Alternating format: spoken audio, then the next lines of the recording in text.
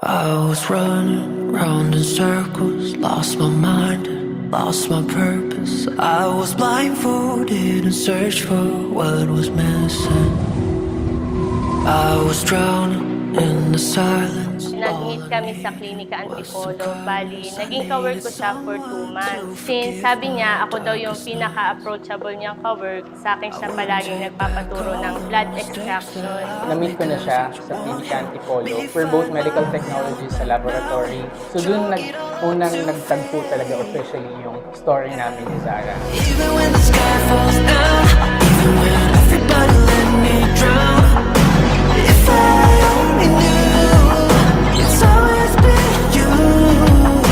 I was running. Alam ko na talaga na dadating kami sa araw na to. Eto na yung day na yun, tagal namin pinaghandaan. Sobrang tagal niya, araw-araw niya itong pinaghandaan hanggang sa nandito na kami.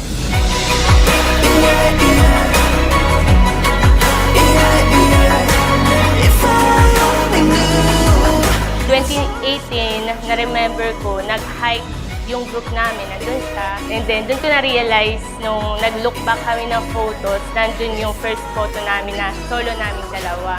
Decide ako first time mag-hike sa bundok. And then, nandun din siya. Knew I'd be alright if I had you and all your life. But now I see the beauty in Thank you, Zara! because it's be fine, but I'm back now and chalk it all up to fate. To my love, my soon-to-be husband, every chapter of our story, ikaw ang gusto kong kasama. So let's fill this camera with our memories and our adventures. Ang ganda ng love story natin. I love you so much, Jeff. You are my favorite actor, my love, and my forever. Zara, love, thank you so much. Thank you, love.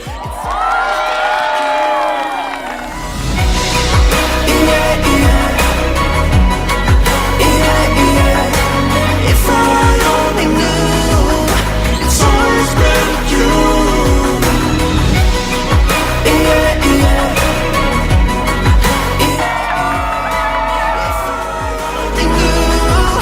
It's always been. Kaya ang pagmamahal ninyo, Lloyd at Jessica, ang pagmamahal ng Diyos ang siyang nagtulak sa inyo. Bakit kayo nagmamahalan? Ang kasal ay isang sakramento sapagkat sumasagisag ito ng pagiging isa ni Kristo ng simbahan.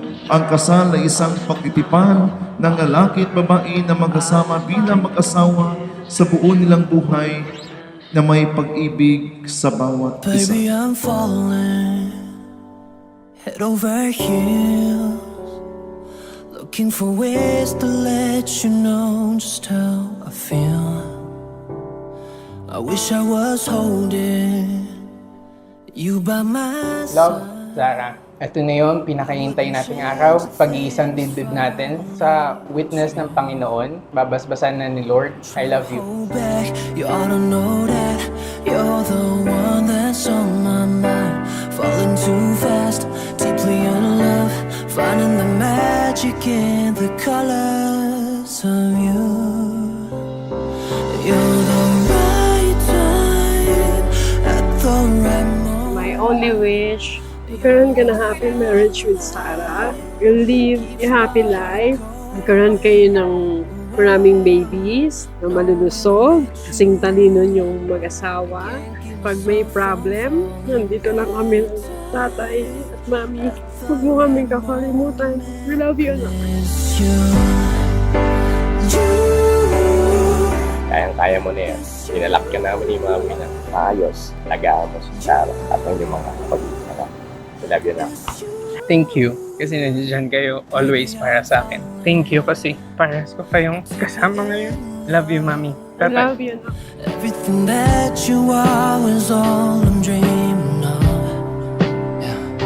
And if I can't break enough to show you that I need us, I give up everything I have, girl, just for you. Kakasal na tayo, love. Bubuo tayo ng masayang pamilya. Kakayanin natin parehas ang pambuhay na magkasama. Siyempre, dapat kasama natin si Lord. I love you. I'm so excited to see you. 'Cause you're the right time